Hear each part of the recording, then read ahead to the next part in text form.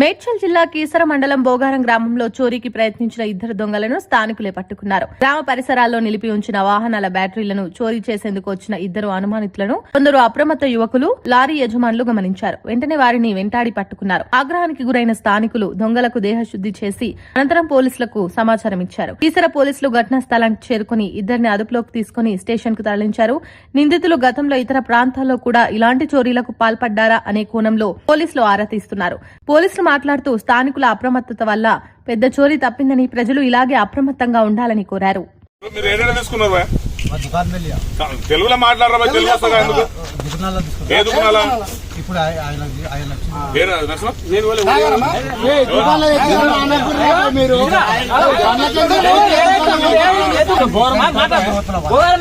Scrap దుకాణం కాదు, ఎందుకు ఆపినావు?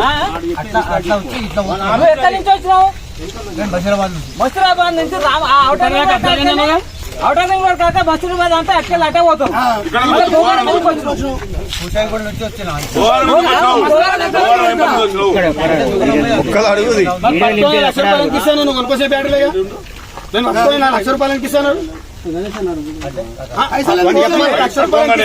లక్ష రూపాయలు ఎందుకు ఇస్తాను?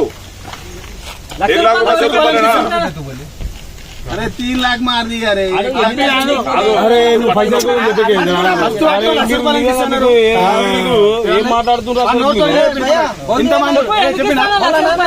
ఎవడో ఒకరు అడుగురు, ఇంతమంది అడుగుతారా మీరు?